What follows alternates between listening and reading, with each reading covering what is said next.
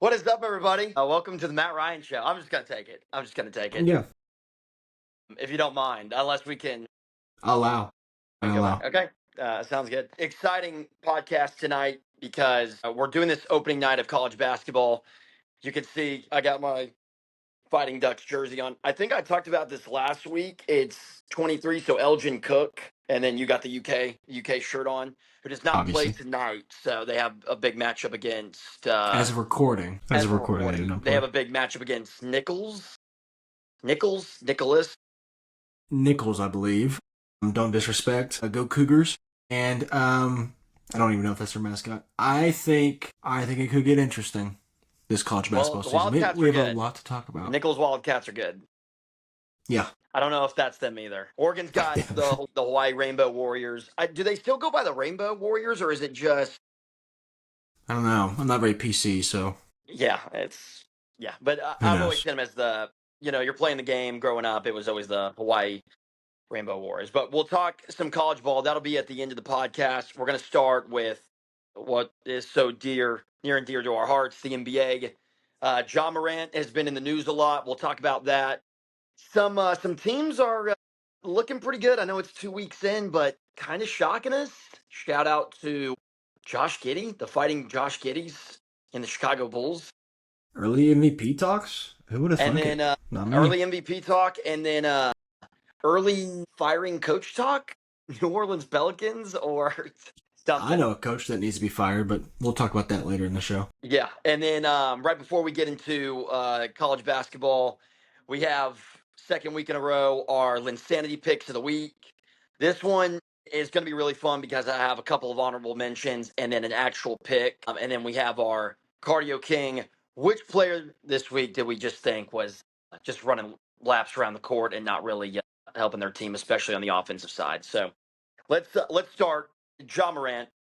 So there was a game. There was a game this past week, and I forget who they were playing, but it was one of the Amazon Prime games, and there was videos that the Amazon Prime halftime show did, and it's this new crew with Taylor Rooks as the host. They have Blake Griffin, Dirk Nowitzki, Haslam, Udonis Haslam's on there. Steve Nash I've also seen, but Blake Griffin was breaking down some of the plays that Ja Morant was on defensively, and he was just kind of standing around not doing anything. Well, maybe no coincidence that after the game, when he's getting questioned by the media, he keeps saying, "Go ask the coaching staff. Go ask the coaching staff why I'm not playing." Yada yada yada. So, a lot of drama in Memphis, and really, this is there's been a lot of drama the last 2 or 3 years for the Memphis Grizzlies surrounding Ja Morant, and it does seem like because of the comments, this thing is heading towards a trade.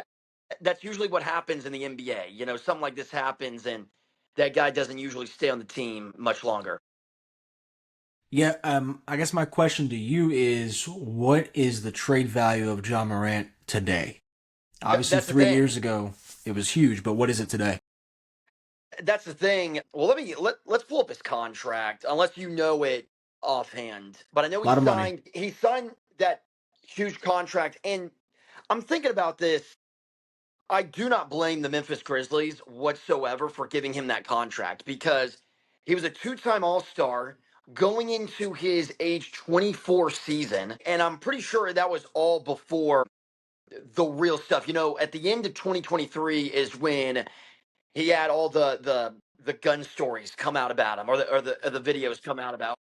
I've worked. Is a journalistic. This Whoa! is a journalistic podcast. Sorry. Alleged gun stuff. Okay, Alleged whatever that you was saw in the caught on video, camera. whatever Yeah. you saw in the video was allegedly weaponous, was allegedly inappropriate, was Mm. allegedly hurtful, was allegedly a no-no, a big no-no in the eyes of the NBA. So that was towards the end of the 2023 season. Two-time All-Star, Rookie of the Year. He's finished a top 15 in MVP voting 2 years in a row. So it's like I didn't blame the Grizzlies. You look back on that contract. I don't blame them for giving them that contract at the time, but Yeah, that's the thing. Do you risk, giving up some pretty good young pieces for somebody that his attitude, it seems like right now is maybe not the best for your organization if things start to go wrong. Yeah, it's one of those things like, can we definitively say that he is a locker room cancer type guy? I don't know that I'm fully there yet, but I am not one of these teams that would give up.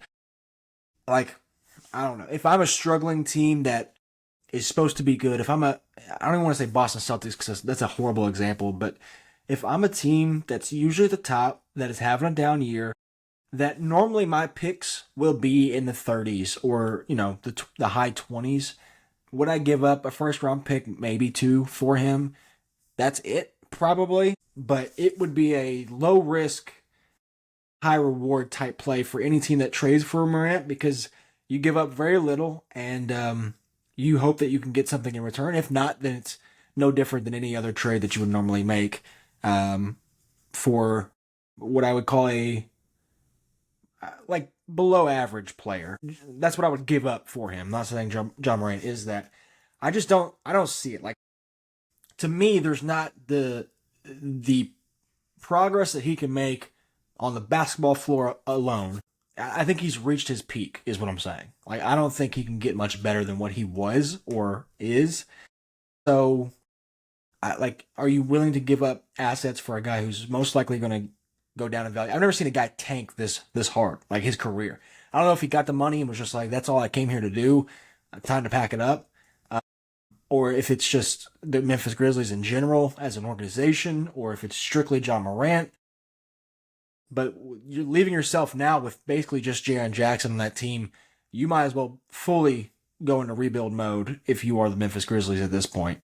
Yeah, well, maybe that's what he sees is them trading Desmond Bane away to Orlando this past offseason. Maybe the motivation isn't there, which that's no excuse.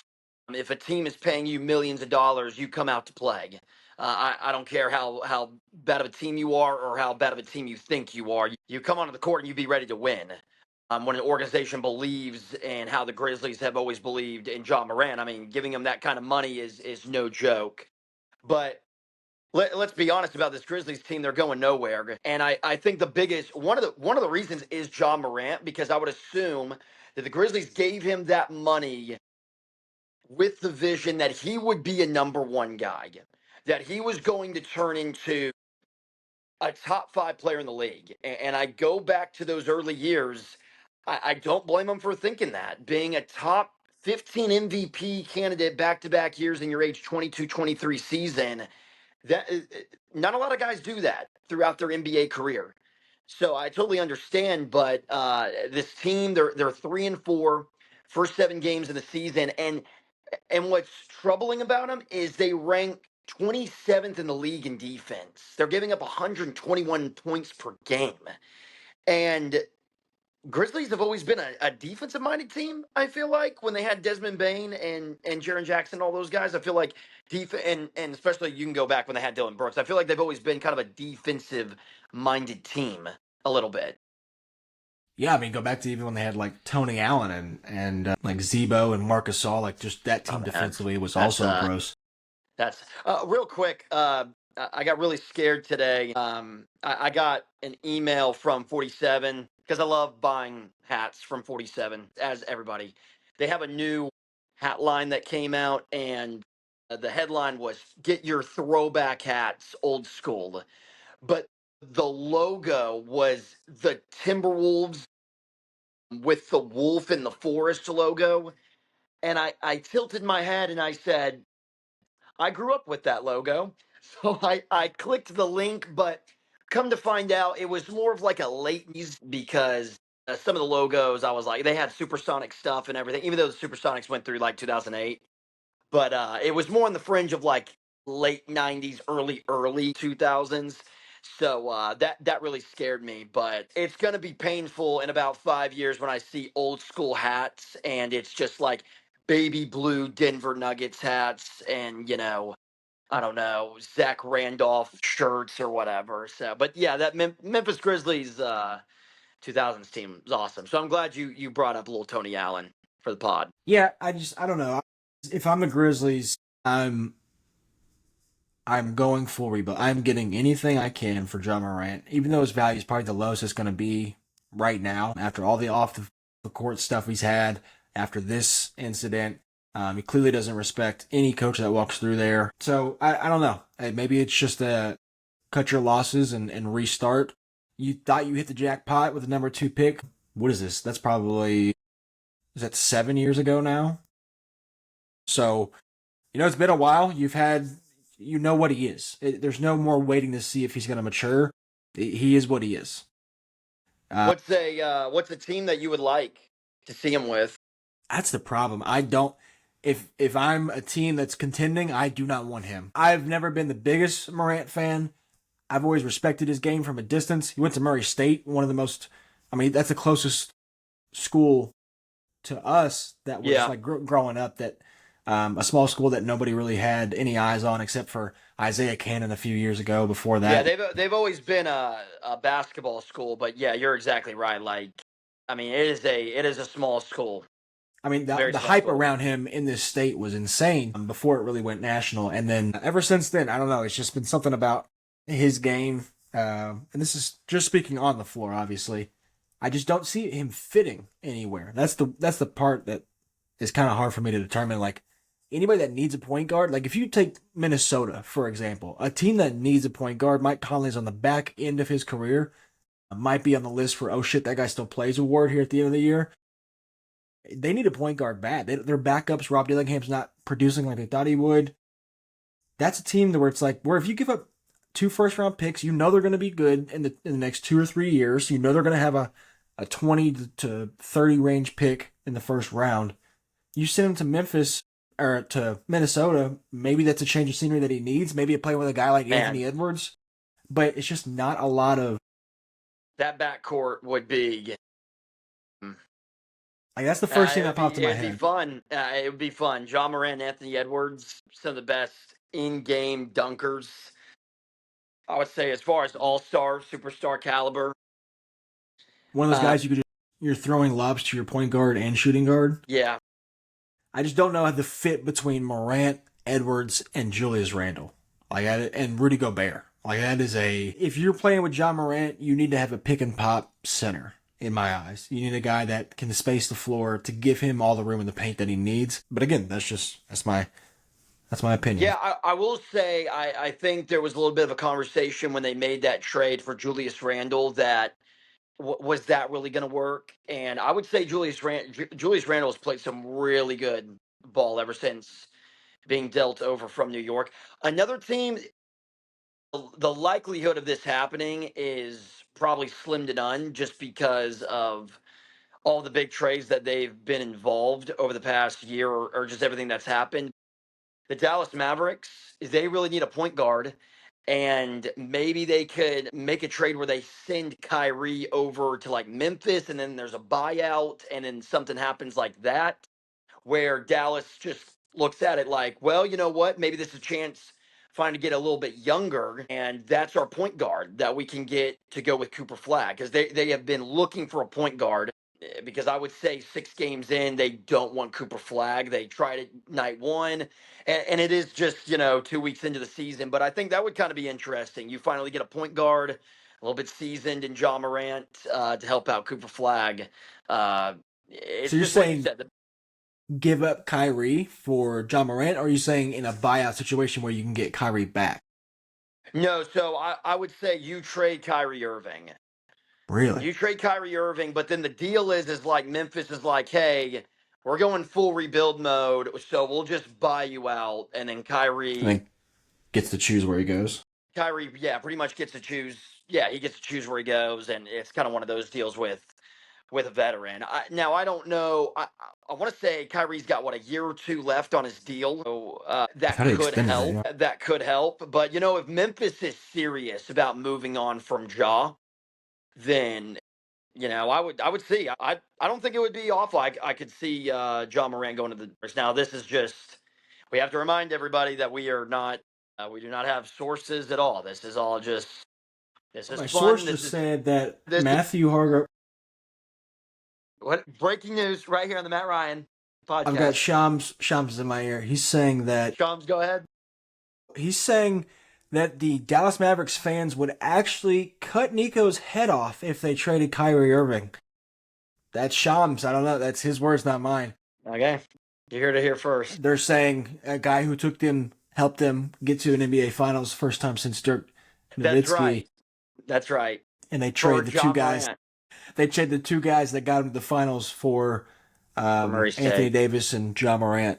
I think they would be. Sad night. A memorable night here on, write it down, 6:09 p.m. Eastern Time, November 3rd, 2025. Ja Morant dealt to the Dallas Mavericks. So, Gross. With that being said, let's go around the league and talk about some overperformers. We mentioned the opener that the Chicago Bulls are looking pretty feisty. Josh Giddey is almost averaging a triple-double. Yeah. It's 28-8. They're 5-1. I'm pretty sure they just got their first loss recently. They started the season 5-0. But the offense they have a top 10 offense. And I said it, Ryan. Vucevic, that man, he can still play. Empty stats. He can still play. He's having a phenomenal start to the year. And you should be proud of the Bulls because Buzelis was one of your most improved player picks for the season. And it looks like he's taken another step forward. Yeah, he looks good. That team is very interesting. There's a lot of guys on that team who cannot shoot the basketball, and yet they are overperforming, like we talked about. Josh Giddey, honestly, aside from the jokes that everybody makes, but that trade is a win-win for both teams. You got Caruso on a bad team with the Bulls, a pure role player guy who is going to win championships as a role player. You trade him to the Thunder for a young, I don't want to call him a star yet, but a rising star, maybe we can call him, that kind of took some time to get used to Chicago, got over the whole off the court stuff last year, and is finally starting to become himself in Chicago, and it's really showing. And it is pretty much what OKC thought they could get from him a few years ago when they drafted him. But almost a 25-point triple-double, 30-point triple-double, whatever it's at, in the first 6 games of the season is... Yeah, I saw there was some discourse that I saw, and it was, I assume it came from Bulls fans, but they were just kind of like, can't believe the Thunder gave us this guy for Caruso. And I'm just kind of thinking, like, I mean, yes, Josh Giddey is going to end up being a better player than Alex Caruso, but they needed somebody off the bench. They needed a veteran defender like Caruso. And let's not forget, Caruso was amazing in that playoff run. He was maybe their number one guy off the bench, in my opinion, for them. And he was hitting some clutch threes. So, yeah, you're right. It's a win-win scenario. Giddey is 23 years old. The first 6 games, he's averaging 22, 9, and 9. Yeah. And what's really impressive, 41% from 3. And the Bulls don't even have Kobe White right now. So that's one of their best players. However, you can have your opinions on Kobe White as a basketball player, but that is one of the Bulls' best players. So they're 5-1 with this great start. Giddey's playing this way without one of their go-to guys. Yeah, I would love to see the advanced stats of like the usage rate, the difference between when Kobe White's in the game versus when he's not for Josh Giddey, because it sounds like they might have a problem there when Kobe White gets back as far as who the offense really runs through. Kobe White gets a lot of touches in that offense and puts up a lot of shots, but Giddey kind of gets the offense going for everybody, gets everybody involved early, and it's probably kind of the way you would want to see a point guard style. Maybe he's not your natural point guard, but I don't know. Very interesting to see what happens when Kobe White gets back in that team dynamic. Yeah. Some underperforming teams. Hold on. One more overperforming one. Oh, yeah. Obviously, nobody really expected the Spurs to be this good yet, but 5-1. Wemby, we kind of expected that from Wemby. We just didn't know when it was going to happen. My thing is the Portland Trailblazers are sneakily 4-2 for a team that just lost their head coach to a scandal that we've never seen before. Have an interim of Tiago Splitter, a former player, and are one of the youngest teams in the league. And I talked about them earlier in the year about how exciting that rebuild's going to be. If they start getting ahead of schedule, it could get real scary for some teams out there in the West for a stacked Western Conference. Obviously, there's a few underperformers that we thought might make the playoffs, but still early. But Blazers being good to start off this year really interests me. Yeah, they did just get Robert Williams back, so Love that's Rob big. Williams. Yeah, he was great for Boston in that 2022 Yes. playoff run. Then their veterans have really stepped up and helped out the young guys. Jeremy Grant has been scoring the basketball really well off the bench. Drew Holiday, man, he's just a guy's guy. He's just he's a ball player. He's awesome. Does the job, helps out the young guys. But yeah, Avitsa and Shaden Sharp, they run around the floor. What was Donovan his name? Clegan. What's up? What was his name? Avitsa? Did I say that right? No, but it's a fun What name is it? though. Advia. Denny Advia. Avitsa? Close. Oh, well, you're not. He's from. Yeah, where's he from? You don't know. Well, you're not Israel. You're not the. See, I'm not Israel. You're not. You know the American way, but I grew up. I have ties. Of course. 40. I'm 43% Israel. So. Of course. Denny Avdia. Well, yeah, we'll get there. I mean, he's averaging 23, 6, and 4. You know, for a guy who was kind of disregarded by the Wizards 2 years ago or a year ago. You know, he was the ninth pick in that 2020 draft, I want to say. So, you know, he's only in year 5, year 4 maybe. 24 years old, still young. Maybe just now starting to get into his prime a little bit. On the verge of being 25. It's probably when I start to think of you in your prime. So if you can get, you know, prime 25-year-old Denny Avdia next year with some of those young pieces, it could get real interesting. Maybe Drew Holiday wants to be a contender somewhere. Maybe Portland's not that. So if you can get a contender that is desperate enough to kind of go all in and you get some first-round picks for the future for Drew Holiday, it could get real interesting over there in Portland. What do you count as a prime in NBA basketball? It's so hard. LeBron's kind of screwed up the way prime works now. Used to be for me, once you hit 25, 26, I feel like you are the player that you were going to be, no matter what. Now, there are guys who can kind of hit a new level when they get in their 30s, but it's very, very rare. But once you're 25, 26, and then you've got until about 34, 33 maybe, it's kind of that 7-year window of like, all right, this is when we're going to get this guy. Like Drew Holiday. How old is Drew Holiday? Let's see. Drew Holiday, I would say off the top of my head, it's got to be 34. Let's see. He is, oh God, no, he's 35. Yeah, so he's 35. He's what I would consider out of his prime, but he's still playing as good as he's ever played. So, like. Yeah, he's you know, to start this season, he's averaging 18, 5, and 9.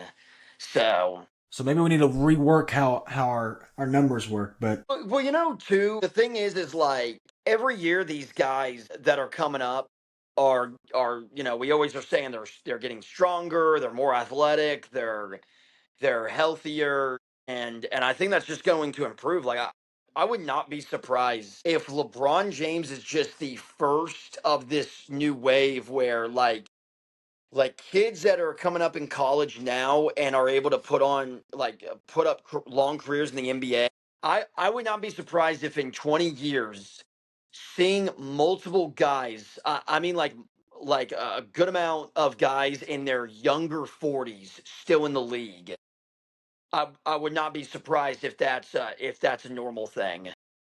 Just because of the way that like the physicality and the way that like we have so much more information on how to you know keep a healthy body and go about all yeah. that stuff in the NBA. I wouldn't be surprised if like 2045 there's a handful of guys and not just one where it's like he's 42 years old and he's putting up good numbers off the bench or something like that. But yeah, the Trailblazers, You did like them in the preview show, and they are quietly having a good start to the year. All right, let's get some of these bottom feeders. Yeah, I don't really want to talk about them like too much. I just kind of want to like Brooklyn. Brooklyn's 0-6. Are we surprised though? I'm not. I mean, the roster, with all due respect, if Michael Porter Jr. is your best player, then the team just can't go far. And again, that's not he's having a great season, but it's just, MPJ and Cam Thomas. And if Cam Thomas is not hitting shots, Terrence Mann, I believe, has been playing well for them a little bit. So, but What a name. yeah, if that's the name we have to bring up, Yeah. that really needs to put up some buckets, then yeah, you're going to be in trouble. So, when is their first win going to happen, though? Is this like, are we talking? Is this going to be like one of the worst teams ever? No, they've got too many. They got too many guys that are lightning in a bottle to be like the worst team ever. Like they're not consistently going to be this bad. All it takes is 40-point game in a row from either Cam Thomas or MPJ to just kind of light this Brooklyn Nets team. I don't want to say on fire, but a small flame, if you will. I just think if you've got guys like that that just chuck up shots, the product's going to be bad on the court, but there are games you're going to sneak out. And when, they've got Nick Claxton, who's good defensively, there's some hope there if you are a Brooklyn fan. And by hope, I just mean you might win like 15 games, 20 games this year. Yeah. Can you name the worst team in NBA history? Is it the 76ers? No. Is it the Washington Wizards? Are you think the 2016 Sixers are third? That's They what I was went thinking. 10-72. It's pretty good. There's a team that won 8 games, you're telling me? There's a team that won 7 games. What year was this? And I'll tell you who it is. No, because they'll give it away. Is it recently? Is it in the 2000s? Yeah, 2012. I'll give you the year. 2012. Oh, the Bobcats. That's on me. The They Bobcats. averaged 87 points per game as a team. That was normal back then. Yeah, I mean, I don't know if it was normal, but Yeah, it's less glaring back then, I guess I should say. I say back then like it was 13 years ago. yeah. But yeah, Brooklyn, are they going to win more than 7 games? Probably. Yeah, they'll win. They'll win one of these games this week. Just be like one of the ones you're not supposed to, because that's kind of how the NBA works. When you play 82 games, it's kind of hard to win the games you're supposed to every single time. Yeah. Unless you're the Thunder. Correct. The other defeated team is the New Orleans Pelicans. 6, and I feel like a dummy because I had them making the playoffs. Still early, but this team cannot score and they cannot play defense. And when you can't, Ryan, when you can't score the basketball and then you can't defend the basketball, when you try to mix those things, it does not turn out well. And that's how you have an 0-6 team. They're coming off a loss to the OKC Thunder, who were pretty good last year. Now, DeJounte Murray, shocker, hasn't been playing. That's just been a problem for him. I will say this, though, Zion Williamson, son of Williams, has been great this year. He's been doing well. He's not shooting threes, which I don't think he can, Probably better but that way. yeah, he can, but efficiently, I just don't know. But he's having Zion like numbers that have gotten him into the All-Star game. But other than that, the big factor is Trey Murphy. It looked like towards the end of last season he was going to take that next step going into this year, and he just has not been good. He's not even averaging 20 points per game, and you have to if you're going to be one of the leading scorers on this team. Yeah, I think it's a little different when the reports are now tailored towards that guy. Like when you're the second option versus the fourth or fifth or even third on that team last year. Like, and he kind of blossomed into that second role, but it was because of injuries and it was because of this and that. And now you've got a full season tape of like, oh, this guy being a number two, this is what that looks like, and how many shots he's going to put up, and these are the type of shots. It just kind of puts a little bit more pressure on you, and it also makes the defense respect you a little bit more. So, if you take away him, then it's just left with Zion, and Zion's more facilitator at heart. Obviously, he'll go score at will, but he wants to get players involved. So if you kind of take everybody else away and just basically say, Zion, you've got to beat us, it gets really difficult, which is kind of the spot that they're in. It also does not help that I don't know that DeJounte Murray coming back helps this team. Like, Yeah, I'm not sure. yeah. It doesn't make me I know. confident that. I guess what I meant is like if DeJounte Murray was on this team, I have a hard time believing they would be 0-6. He would help them win some games, but yeah, I'm not expecting them to just be like, oh, DeJounte Murray's back. They're saved. I mean, when you look at the roster though, like it's just a bunch of dudes. It's just guys being dudes that are like Jordan Poole. It's just a guy's guy who likes to chuck up shots. Who we like in the media world of clicks, and that guy's going to get you. He's going to get you on the TV at some point, whether it's Sports Center top 10 or not top 10. Like as a basketball player, as a day in day out basketball player, kind of tough to have that in your starting lineup. As a Warriors fan. I do think they have somebody who quietly he's going to be a part of the that rookie sophomore game during All-Star break is Jeremiah Fears. And there's probably not going to be a ton of people that are really watching him because the Pelicans are bad. But, he's 6 games in, 2 of them off the bench. He's averaging 14 points on 47% from the field.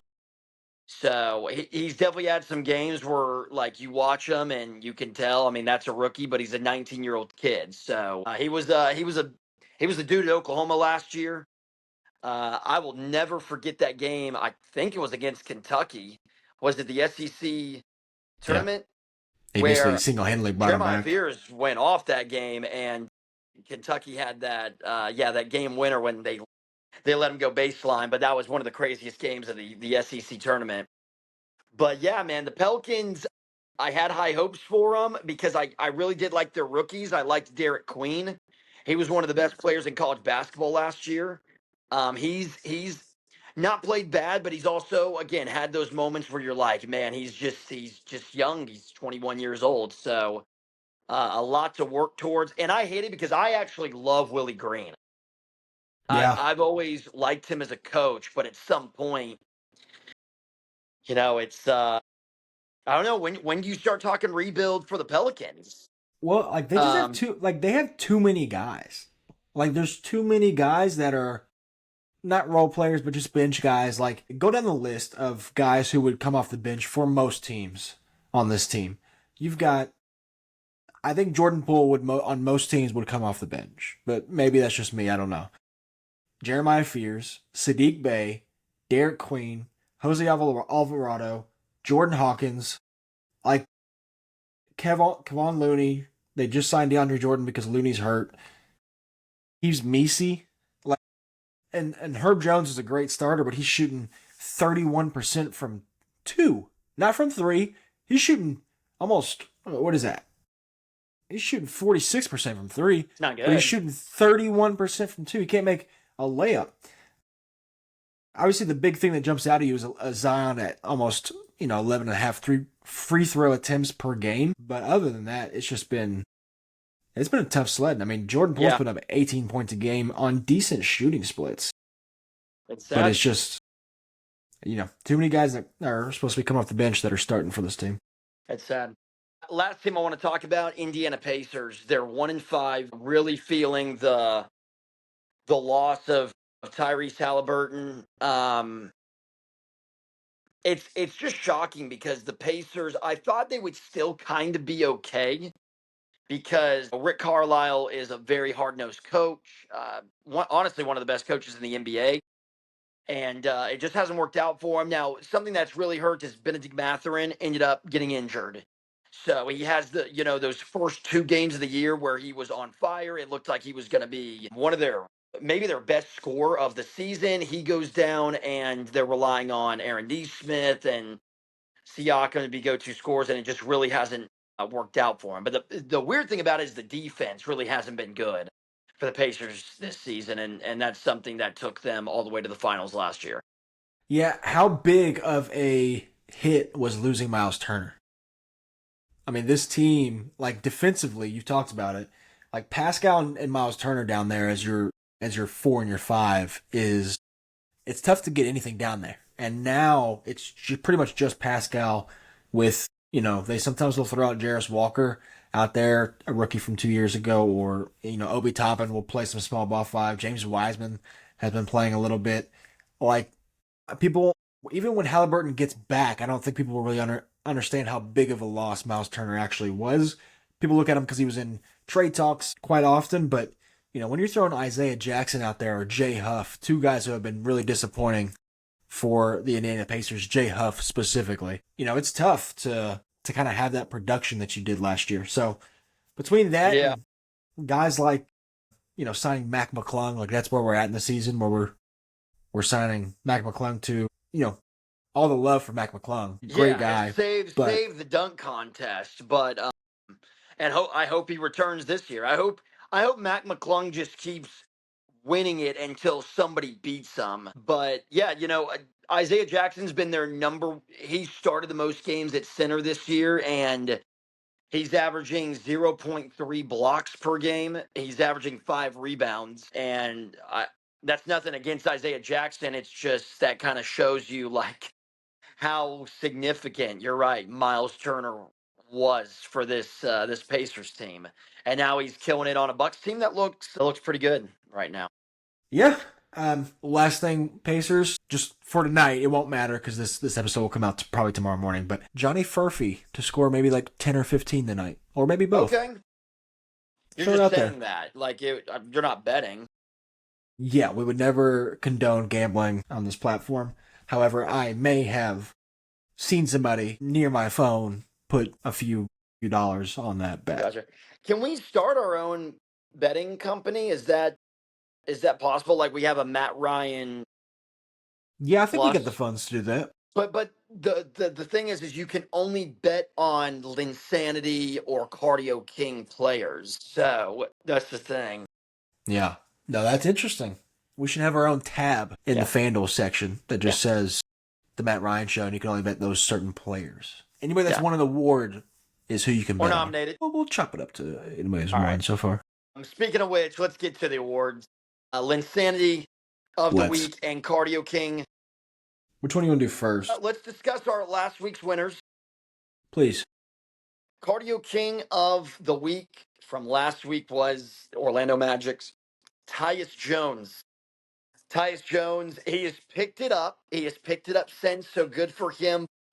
If you remember the numbers, some of those stats that you gave me last week were just atrocious from a team that really needed him coming off the bench and being a backup point guard. Yeah, they were pretty putrid, but I mean, he came back this week and, I'm not going to say made it better. I'm just going to say he had a week. He averaged about, 4 points per game, 1 assist. Yeah. Yeah, it's not much better. To be honest, he might even be in the running for this week's too. Baby steps. And then the Linsanity Award went to Cedric Coward, who is still playing some great ball. Maybe this is the future. Trade Jaw, and it's welcome to the Cedric Coward era. Yeah, I mean, I think he averaged 12 points for this week. Shooting 50% from the field.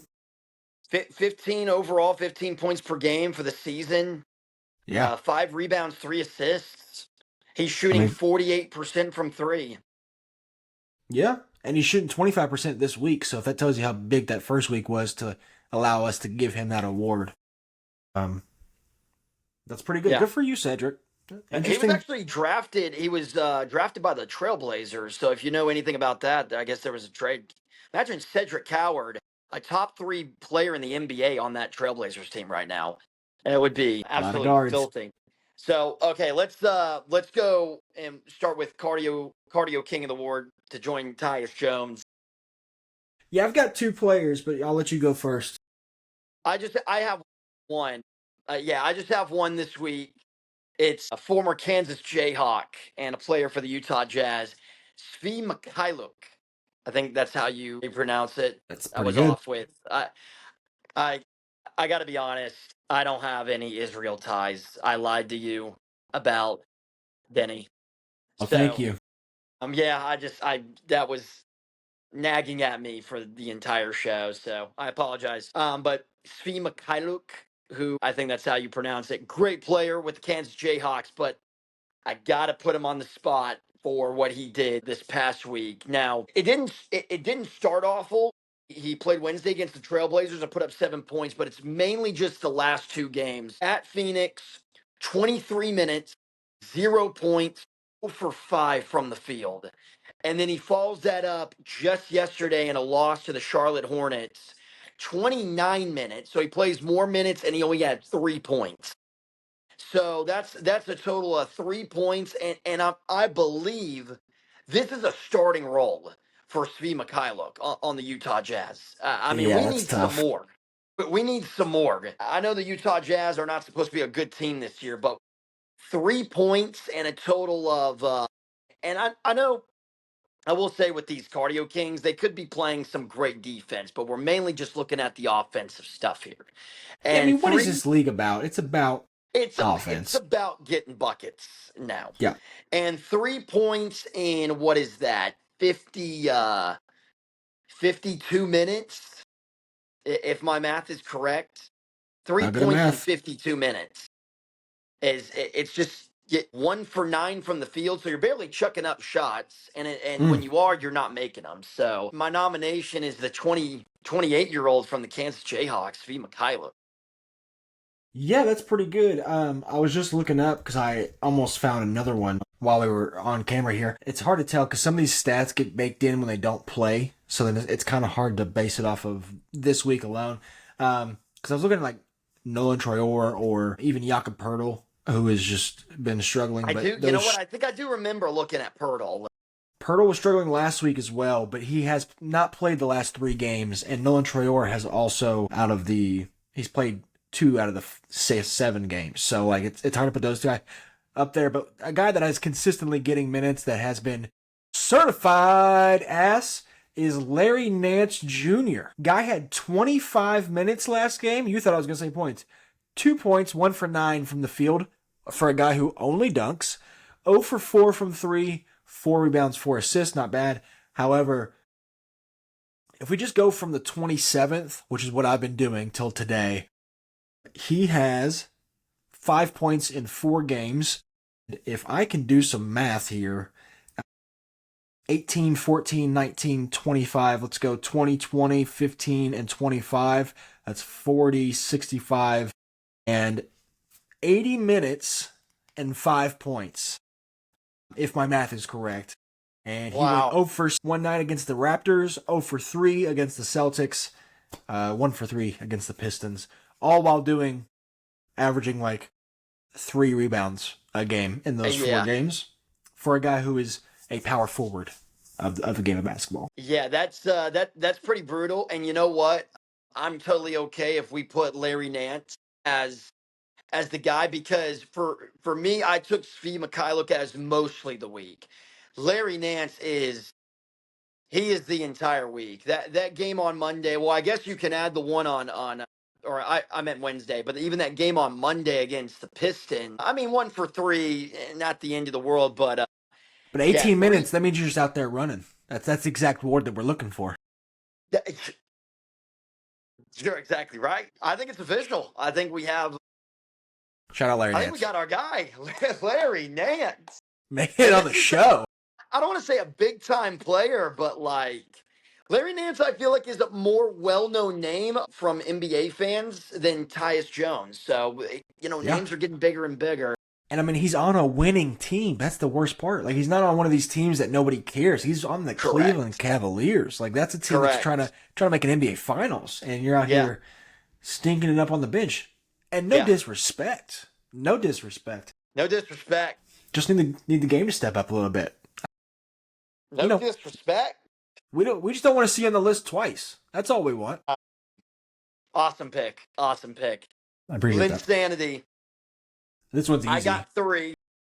I only have one because I think it's that easy. Well, then you go ahead. Go ahead. It might be my number 1. Well, do you let me give Yeah. my Give me your honorable nominees mentions first. Yeah.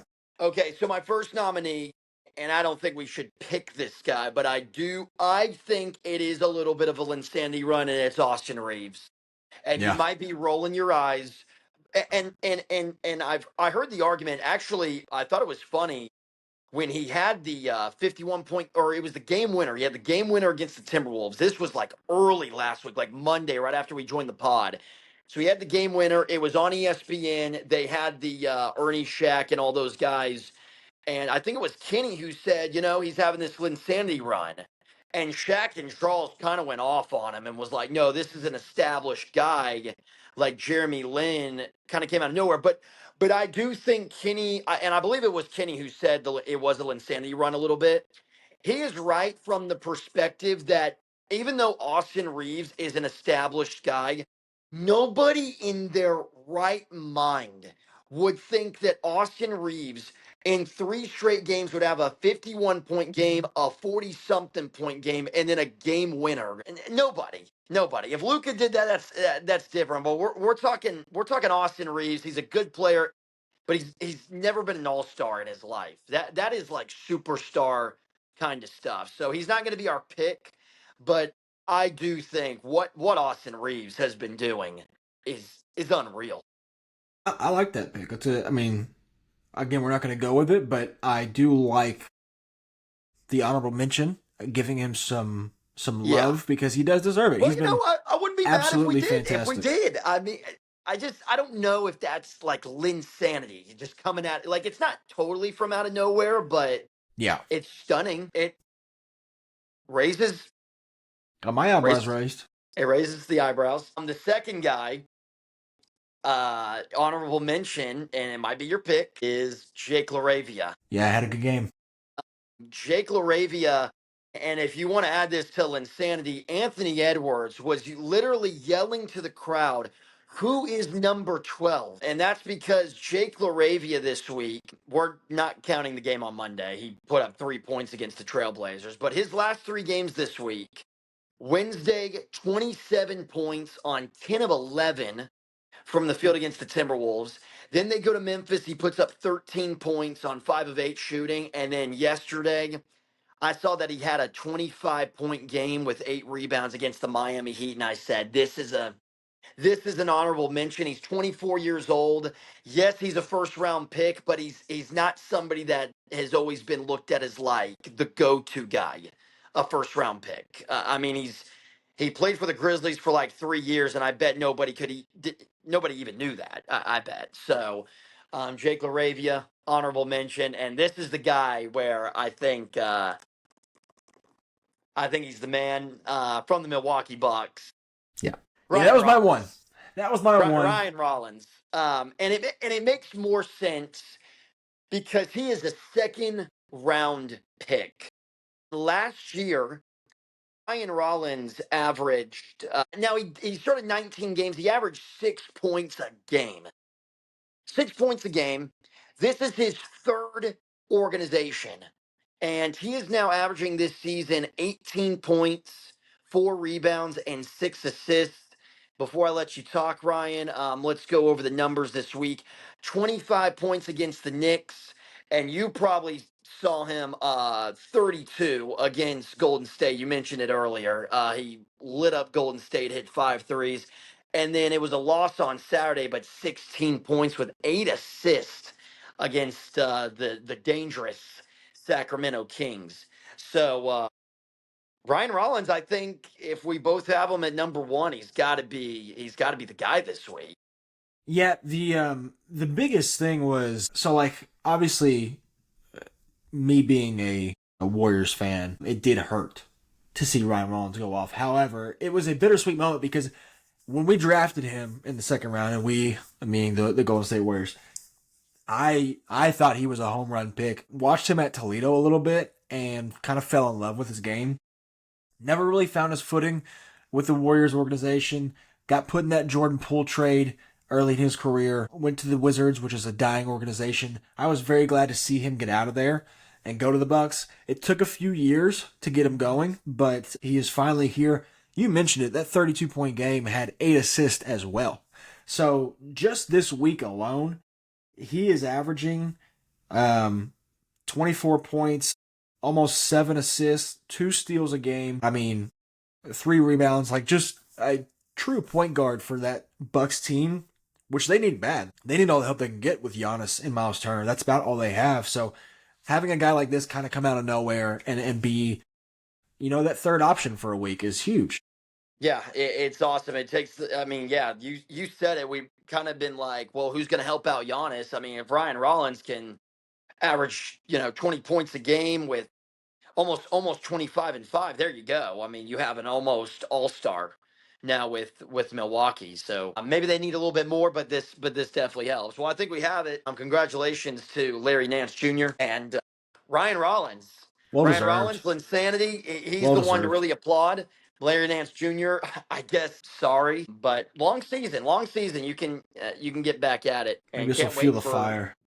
can't wait for next week to see who's gonna be back on the list. Just a reminder, I don't know if we went over this last week, but me and Ryan have decided how if we have a guy that we pick and we are so dead set determined that our guy, if we have different players that we want to win that award, how we're going to decide if we're so dead set determined that our guy that we picked is the one that should win the award. How we're going to decide who wins it is when they each play their next game. If it's for the Cardio King, whoever played more like a Cardio King is going to get that award.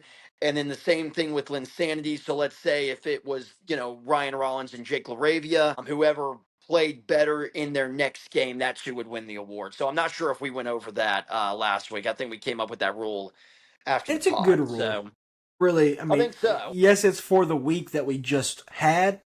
Um, But it's it like if they just, go farther than a week, then it's like, yeah, they're the true yeah, king of just running and doing nothing efficient. yeah. They're efficiently running suicides, and it's Yeah, very good to see. correct. Yeah. So there we go. Might happen next week, but so far we've been pretty clean in our picks. And Yeah, I don't mind it. congratulations to us for being so smart. But yeah, great week of NBA. Real quick before we wrap it up, let's talk some college ball. And let's. Tonight, as we're recording, Monday night, November 3rd, it is 6:49 p.m. East, 5:49 p.m. Central, 4:49 p.m. Mountain, 3:49 p.m. West Coast time. College ball started tonight. There's only one ranked on ranked game. It is Arizona and Florida. Florida, they look really good again, trying to go back to back. It would be kind of cool to see them go back to back this year, just Mm-hmm. because that's what Florida, the 2000s, did.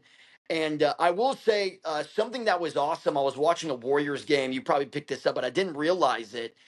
Nick Richards and Al Horford both on the floor with each other. Obviously, Al Horford part of the Florida team that won the national championship in the 2000s, and then Richards with the new Florida team from last year. So that was kind of cool when they brought him up. It's like you have Florida legends on that Golden State team that helped him win a championship. So I thought that was pretty cool. But It Florida, was. could they go back to back? Do you think that's serious, or you think they're just kind of giving that hype because they won the championship last year?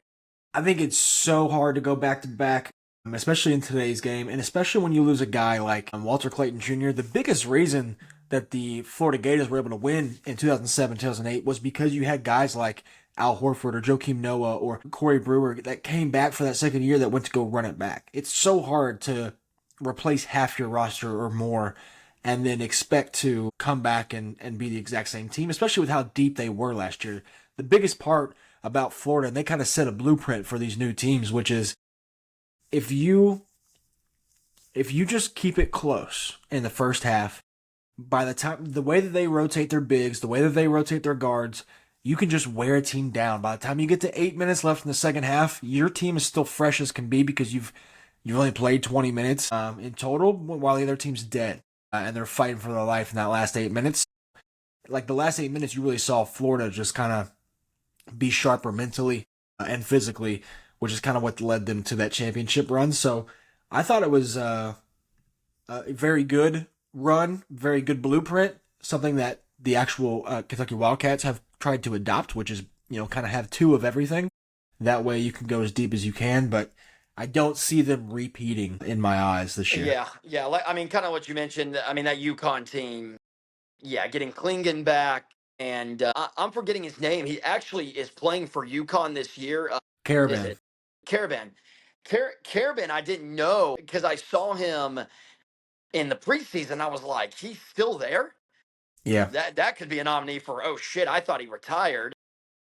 In college. And, That's yeah, the Perry and Ellis Award. I guess I just didn't realize or totally forgot that he was a freshman on that first year that UConn won it as part of the back to back. So, and I was like, yeah, I mean, 4 years. Honestly, there's guys that have played longer than Caravan. It's just he's played so many games for UConn. It feels like he's been there forever. But looking at the top 10 to begin the season, the AP top 10. Texas Tech is at 10. Your Wildcats are at 9. You've been saying that it feels like, and anybody that I talk to that are Kentucky fans, it really does feel like this should be a special year. It is just second year of Mark Pope, but you fully expect the Cats to be there when it's all said and done in the Final Four, at least. I do, and listen, I know everybody's gonna roll their eyes because they're like, "Oh, another Kentucky fan," expecting a Final Four, and yet that is what we expect. However, you know, you know me, I am a downer, Debbie Downer, some would say, when it comes to my teams, and it's more just being realistic on the lesser side without having much hope, and then being excited when it does happen. But I've been telling all my Kentucky friends, all of you all, this I haven't been this excited since the Malik Monk, De'Aaron Fox era, which is like 2017. So it just had that feel. Now they're going into the season with three guys that are hurt, three potential starters, two definitely. One's probably gonna come off the bench. It's it was ugly against Georgetown in the exhibition. It was great against Purdue. It's gonna be interesting to see this team offensively if they can keep up. That'd be the biggest struggle for them as to why they couldn't make the Final Four. But defensively, they're all there. And Yeah, once they get the key pieces back, it'll be an interesting ride for sure. But yeah, I've already bought the Final Four tickets. They are in Indianapolis, which is nearby us. So, put my that's mortgage awesome. on Kentucky, and I've bought the tickets That's to wild. go. Yeah. That's why I mean, if they make it there, then you're gonna look like a genius. Yeah, my worst fear is that like the Final Four is Duke, Tennessee, Kansas, and North Carolina, and then I want to shoot Just myself. all teams that you hate. To finish out that top 10, BYU, they maybe have the number one player in the draft. They're at 8. Michigan's at 7. Duke looks like they're going to have another good team with Boozer, little I was Boozer. wrong. I'll go ahead and say that I was wrong about Boozer so far in college. Now, I was always talking about him as an NBA prospect, and I said, I don't know, he's too much of a tweener for me, and that just means like he's not a big man, but he's not a perimeter guy. He's just kind of he shoots a bunch of threes for a big man, but he also tries to play down low. He put up 24 and 23 against Tennessee while being an exhibition game, but he looks good so far for Duke. So we'll see how that plays out in the end of the Yeah. season. It could be a very interesting number one pick race, like we talked about, but he's definitely going to be at the forefront of that. One team, though, Michigan, I do want to talk about. Is this year 3 of Dusty May? Because Michigan basketball, I think, is pretty underrated as a program. And Dusty May is a great head coach. Obviously took FAU a few years ago to the Final Four. If I'm not mistaken, this should be his second year. And maybe Let me it's see. Let me see real quick. It's verifying that I'm a human. So the website. Are you? Okay. Okay, Interesting. yeah, it's second year. Dusty May. Last year, they finished the season as the number one team or the number 10 team in the nation. Lost in the regional semifinals of the NCAA tournaments. And they've got guys like they pretty much stole Trey McKinney in recruiting this year. He's an incoming freshman guard. They of course have Charlie May, which is Dusty May's son. Shout out. He's not going to play, but it's just fun to throw him out there. Ade Mara from UCLA, the 7'4" giant. And then Yaxel Lindenborg, which is one of the biggest transfer portal guys coming out of UAB, was a big get for anybody that got him. But the fact that Michigan got him was pretty huge. And of course, they got some returning guys, but they could get interesting. Elliot Cadeau coming from North Carolina. It's just, they've got guys. I mean, pretty special season when you're 8-24 the previous year in the last season of Juwan Howard, and then you flip that around and go 27-10. So, and it's easy to do apparently because he's not the only person that did. I mean, the coach for Iowa. Yeah, well, in this age, yeah, you can get a whole new team pretty much. So yeah, I mean, Iowa's basketball coach Ben McCollum. He was at Drake, and he basically took his entire Drake team, which was fun in the tournament 2 years ago, and said we're all going to Iowa, and they were good last year. And it's like, oh, so a Division II team can basically play Division I as long as they're sticking together. So he had a good year last year. I expect him to have another one. But finish with your top 10, please. Oh yeah, St. John's number 5, UConn 4, Florida 3, Houston 2, and Purdue at number 1. I feel like anytime Purdue is number 1, nobody really believes in Purdue, and it's just because they've had some blunders in the tournament when they have been projected to go really far. So, but here they are once again, number 1 team in the nation. We'll see how long it lasts. One thing about this top 25 that kind of upsets me is there's no mid majors. It's all from Power 4 conferences pretty much. Like the smallest school that you have on here is, I guess, Creighton, but like Creighton is a basketball powerhouse in the Big East. So yeah, that kind of upsets me because I feel like we always have a couple of, like, you'll see like a Winthrop or like a couple of random schools in there that turn out to be pretty good, and that's not the case going into this season. Yeah, I mean, it's definitely ever since the transfer portal been more of a Power 4, dynamic as far as the top teams. That is the tough part because it's people might not like this, but I view it as like in baseball, the mid majors are the minor league teams. You if you're not a highly recruited prospect, you start in the minors, and then if you ball out there, then that's when you get promoted. And I know there's probably mid major fans and listen, I get it. We went to Western Kentucky. We love the Tops. But anybody that goes and plays at Western Kentucky and then they average like 25 points per game, they are going to look to go. They don't care how good Western Kentucky was. They're going to look to go to like a Kansas or an Illinois or something like that. I mean, 2 guys did it. Davion McKnight went from 3 years at Western from Kentucky, homegrown kid, and he went to go play at Xavier. And then Jamarian Sharp, also, small town Kentucky kid. He's not a kid, he's 7'5", but he went to go play at Ole Miss. So it's like, when you get that opportunity, you're going to take it. So it's kind of hard for these guys sorry, I didn't mean to cut you off. The last thing I'll say is it's not all about the perception, because in the past you would see those guys want to transfer to those bigger schools because they would get the exposure. NBA, you want to show that you can ball out consistently in front of other Power 4, Power 5 schools. Now it's the money. These bigger schools just have more money, so they're getting the exposure and they're getting paid more. So I 100%, if Western Kentucky could pay their player with the NIL deals, if they could pay them as much as like a Gonzaga or a Tennessee or something like that, they would stay. But it's just, the money's involved now with college. Yeah, and I mean, when you I'm going to go over a team real quick, and then we'll go back to the top and then kind of finish it out. But one of the biggest teams that I'm interested in watching this year, and it's not a team that it's a team that nobody's talking about. They are in the Power 4, so it's kind of hard to miss them. But the Vanderbilt Commodores have had a great run in football. They have been tremendous on the new age football. I think they're going to be just as good in basketball.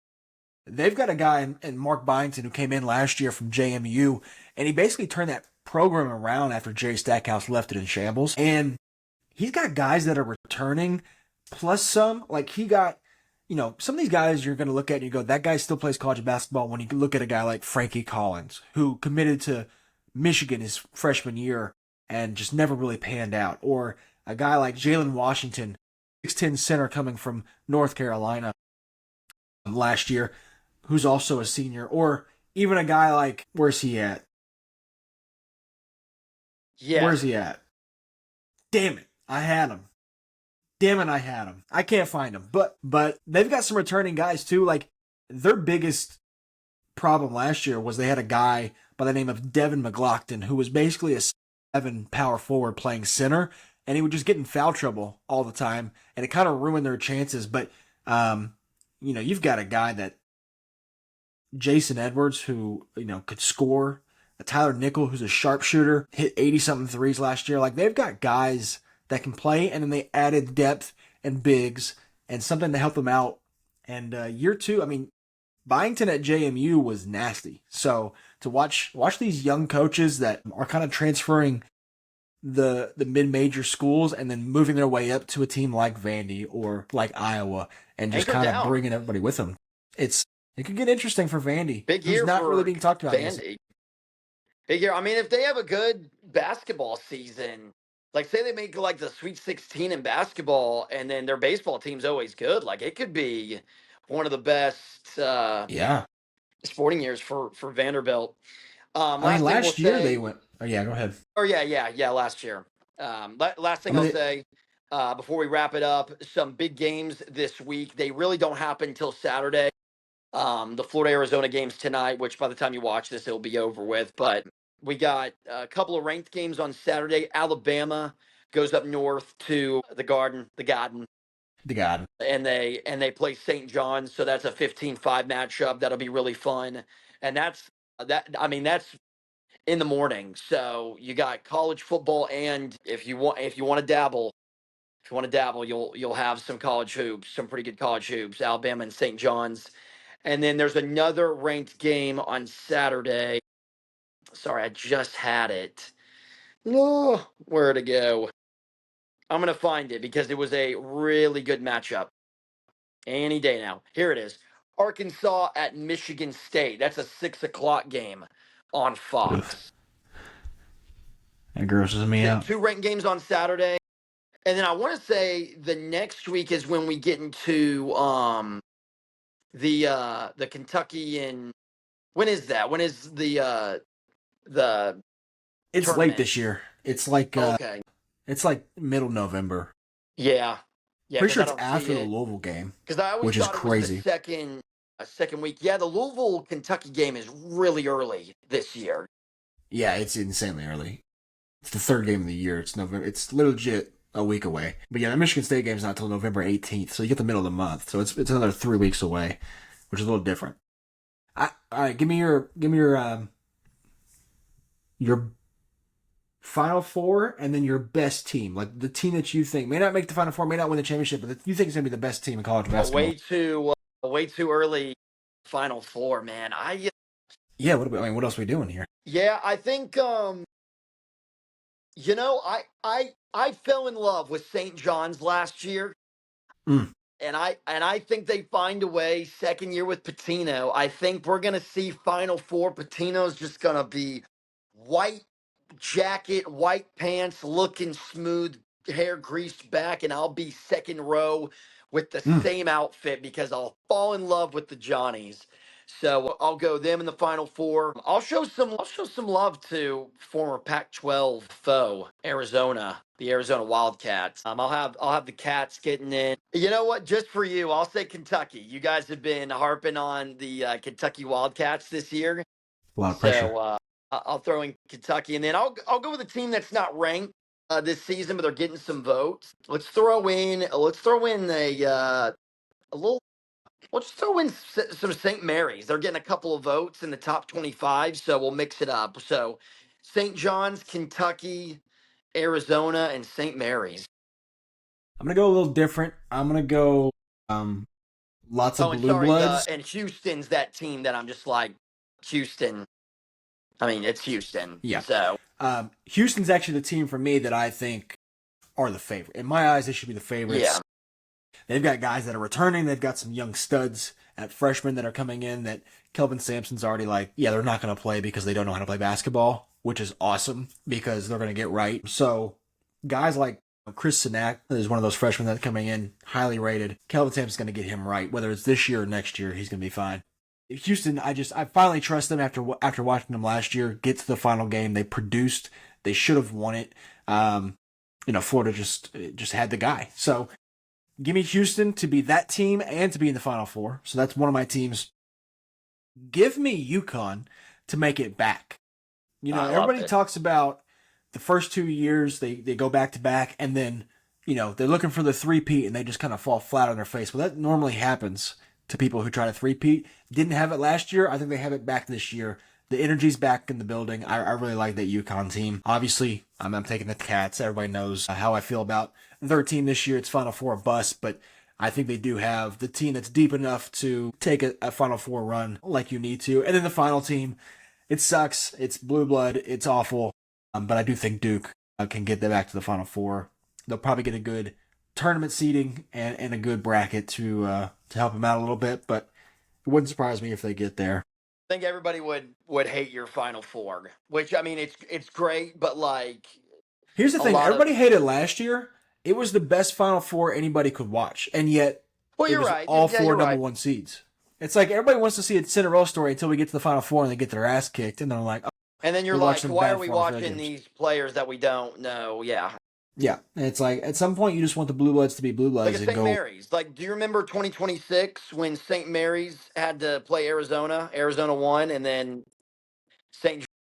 beat whoever I said for that last spot, Kentucky. Yeah. So yeah, that was a great one. All right, that's gonna do it. I'll let Ryan go and get some food in his system. I've kept him a little longer than I planned, but full hoops are back. We'll be back Monday. This is 3 weeks in a row where, so I think I can confidently say that Monday night we will be back on air. I like can't.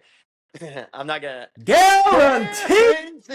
We will be back on Monday night. So thanks for hanging with us, and go watch some college hoops. Peace. Yes, sir.